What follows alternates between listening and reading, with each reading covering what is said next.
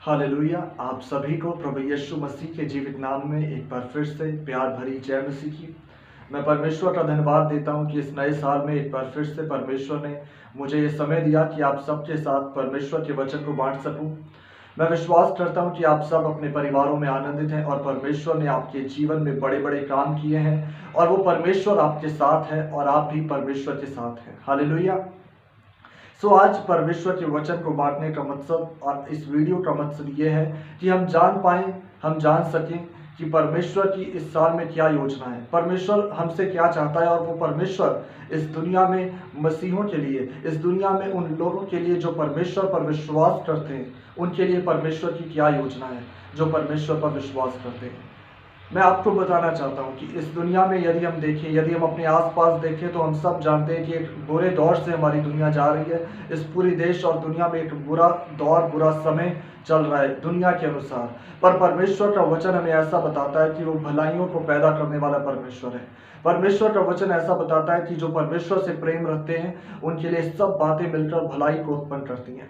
मैं आपसे कहना चाहता हूं, चाहे दुनिया में बुरा समय चल रहा है, चाहे दुनिया में बुरा दौर चल रहा है, पर मैं आपको बताना चाहता हूं, जिस परमेश्वर को आप मानते हैं, जिस परमेश्वर की आप सेवा करते हैं, जिस परमेश्वर पर आप विश्वास करते हैं, वो भला परमेश्वर है और इस बुरे दौर में भी आपके लिए भलाई को पैदा करने वाला परमेश्वर है। आज एक इंसान होने के नाते हम डर जाते हैं, हम निराश हो जाते हैं, हम निराशा में आ जाते हैं, हम अविश्वासी बन जाते हैं, हमें अल्प विश्वास आ जाता है हमें, और परमेश्वर के वचन पर हम विश्वास करना छोड़ देते हैं जब हम हालातों को देखते हैं। पर मैं आपको बताना चाहता हूं मेरे प्रियो, आज हमें निराश होने की, डरने की जरूरत नहीं है, बल्कि उस परमेश्वर की ओर निहारने की जरूरत है जिस परमेश्वर का वचन है कि वो भलाइयों को पैदा करने वाला परमेश्वर है। मैं आपको बताना चाहता हूं, इस बुरे दौर में परमेश्वर आपके लिए भलाई को पैदा करेगा। हम कई बार भविष्य की चिंता में पड़ जाते हैं, हम सोचते हैं कि कहीं ऐसा ना हो जाए, ऐसा ना हो जाए, ऐसे बहुत सारे विचार हमारे जीवन में आते हैं और हमें डराते हैं, हमें निराश कर देते हैं। पर मैं आपको बताना चाहता हूं कि वो परमेश्वर महान परमेश्वर है, वो परमेश्वर जीवित परमेश्वर है जिस परमेश्वर पर आप विश्वास करते हैं, और वो आपके जीवन में भलाइयों को पैदा करने वाला परमेश्वर है। आइए हम सब एक वचन को पढ़ेंगे, रोमियो 8 अध्याय उसकी 11 आयत, जहां पे परमेश्वर का वचन हमें ऐसा बताता है, यदि उसी का आत्मा जिसने यीशु को मरे हुओं में से जिलाया तुम में बसा है, जिसने मसीह को मरे हुओं में से जिलाया, वह तुम्हारी नश्वर देहों को भी अपनी आत्मा के द्वारा जो तुम में बसा हुआ है जिलाएगा। परमेश्वर के वचन को पढ़े और सुने जाने में आप सबको आशीष मिले। मेरे प्रियो, यहाँ पे परमेश्वर का वचन हमें ऐसा बताता है, यदि उसी का आत्मा जिसने यीशु को मरे हुओं में से जिलाया।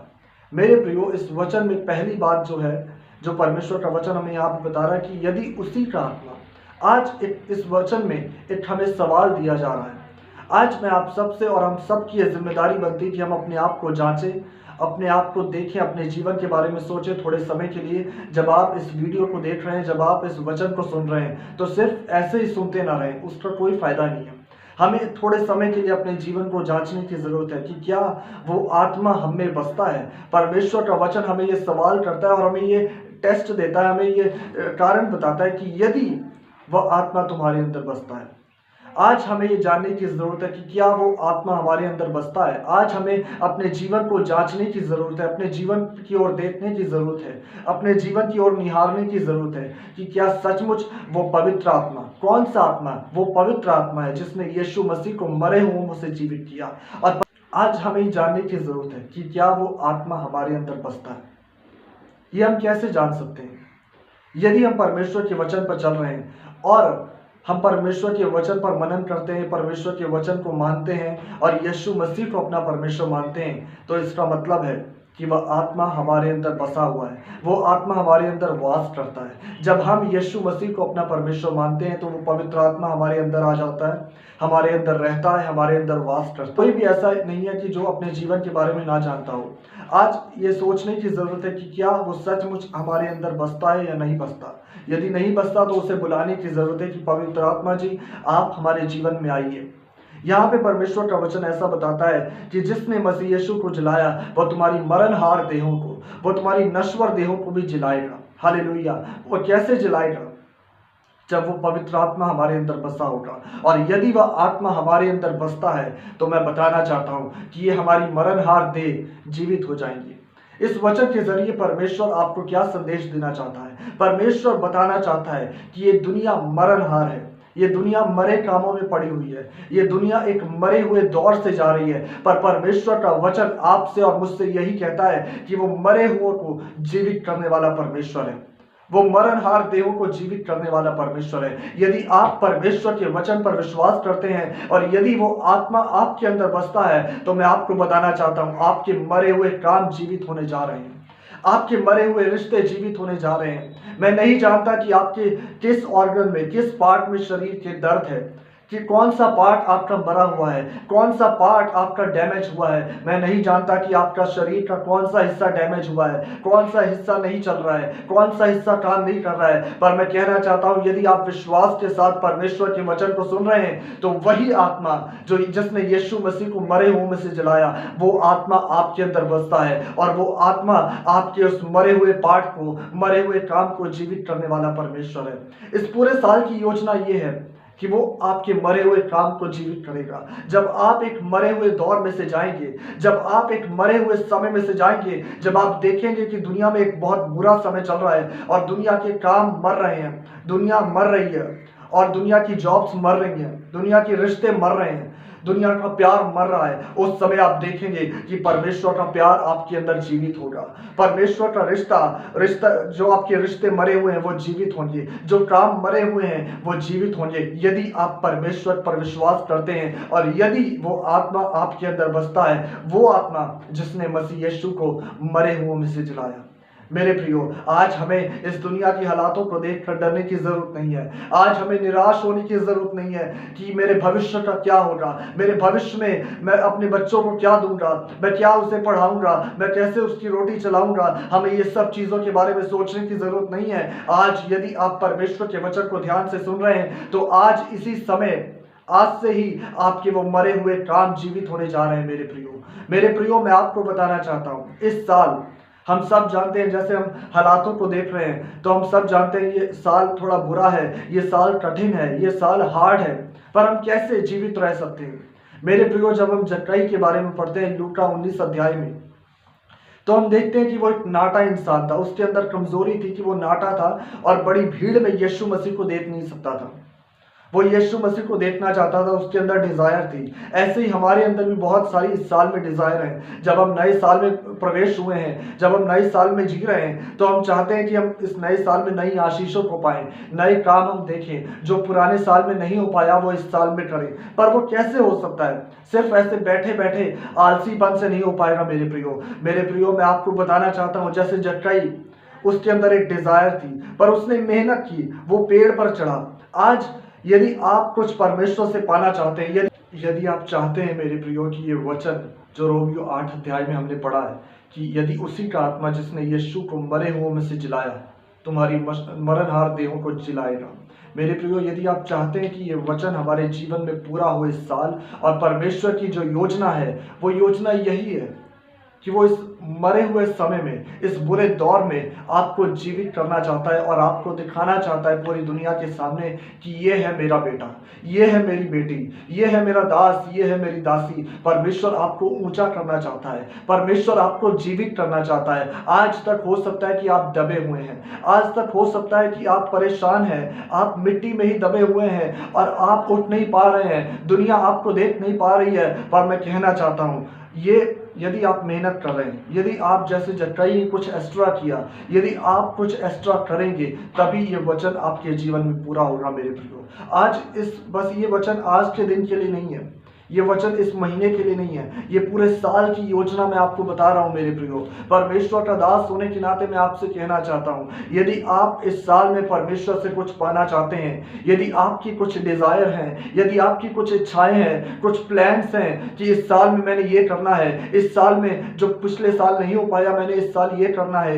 ये करना है। बहुत सारे प्लान हम सबके जीवनों में होते हैं, और यदि आप चाहते हैं कि वो डिजायर, वो आपकी मन की इच्छाएं पूरी हो, तो आपको भी जक्कई की तरह मेहनत करनी पड़ेगी, कुछ एक्स्ट्रा करना पड़ेगा। यदि वो भीड़ में खड़ा रहता तो वो यीशु मसीह के उद्धार को ना देख पाता, वो उस उद्धार को अपने जीवन में ना ले पाता, वो यीशु मसीह को देख भी ना पाता, पर उसने मेहनत की, उसने सोचा कि नहीं मैं पेड़ पर चढ़ूंगा। आज आपको भी कुछ सोचना है, आज आपको भी कुछ एक्स्ट्रा करना है मेरे प्रियो। आज बस सिर्फ चर्च में आने जाने से कुछ नहीं होगा, आज सिर्फ परमेश्वर के वचन को पढ़ने से कुछ नहीं होगा, पर आपको कुछ एक्स्ट्रा करना है। जब आप परमेश्वर के लिए कुछ एक्स्ट्रा करेंगे तब परमेश्वर आपको ऊंचा उठाएगा, परमेश्वर आपको दुनिया के सामने आपको जीवित करेगा, और ये वचन आपके जीवन में जीवित होगा और आपके मरे हुए काम जीवित होंगे।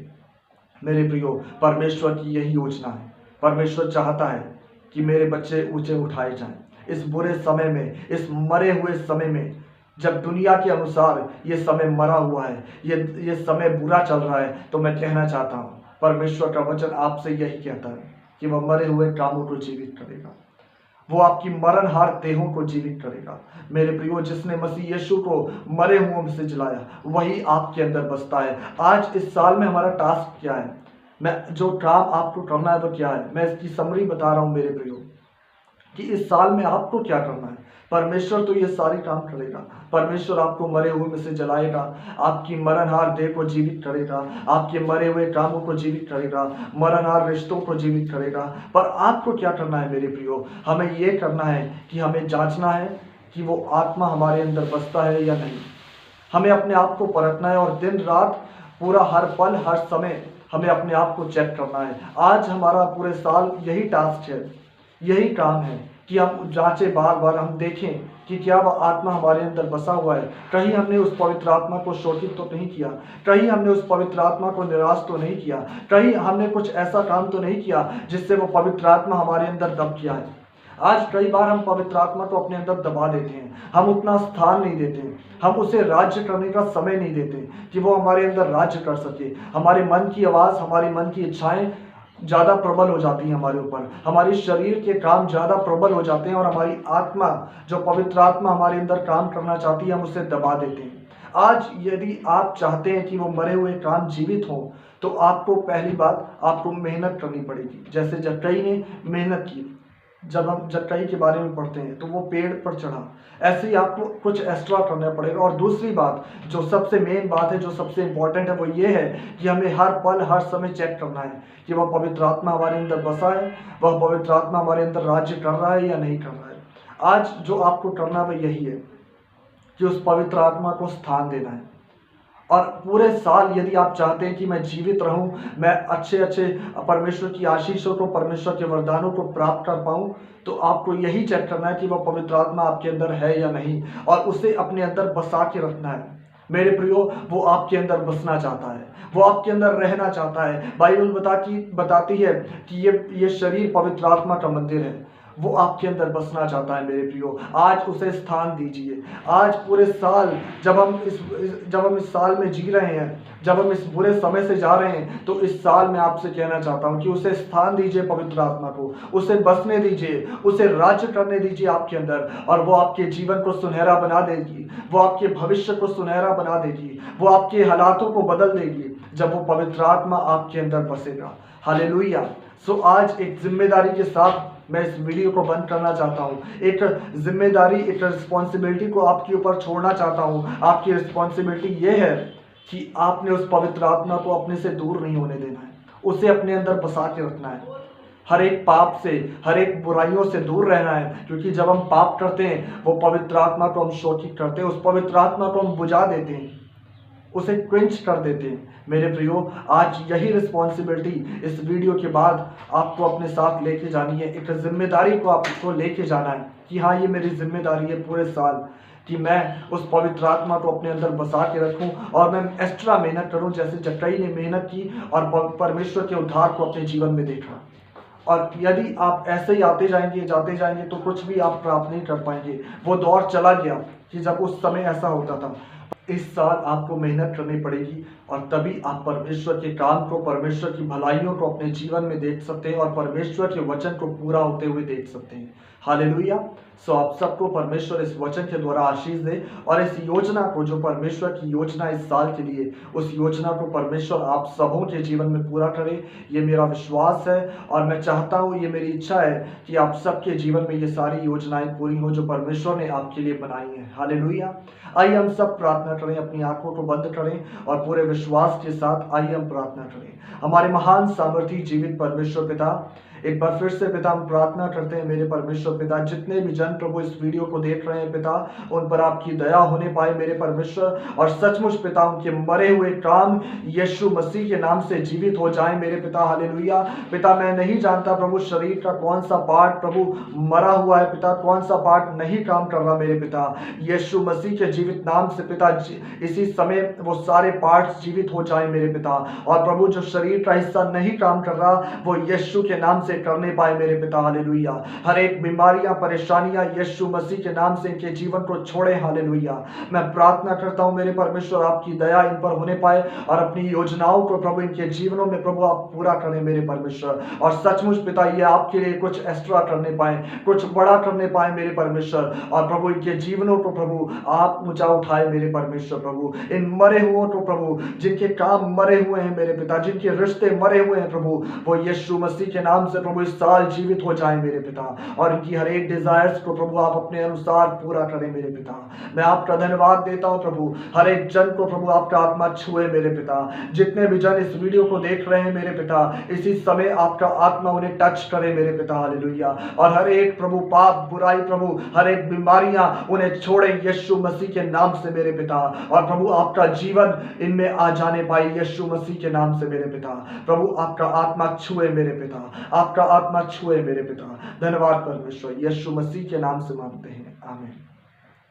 सो परमेश्वर आप सबों को इन वचनों द्वारा आशीष दे, और मैं बताना चाहता हूं कि आप सब हमारे नंबरों पर संपर्क कर सकते हैं जब भी आप परमेश्वर के कुछ भी परमेश्वर के वचन की सहायता चाहिए, या कोई भी आपको प्रार्थना करानी, कोई भी आपका प्रार्थना विषय है, तो आप हमारे नंबरों पर हमें बता सकते हैं। हम सब आपके लिए प्रार्थना करेंगे और परमेश्वर आपके जीवनों में काम करेगा। हालेलुया। परमेश्वर आप सबको आशीष दे। आप सभी को एक बार फिर से प्यार भरी जय मसीह की। God bless you.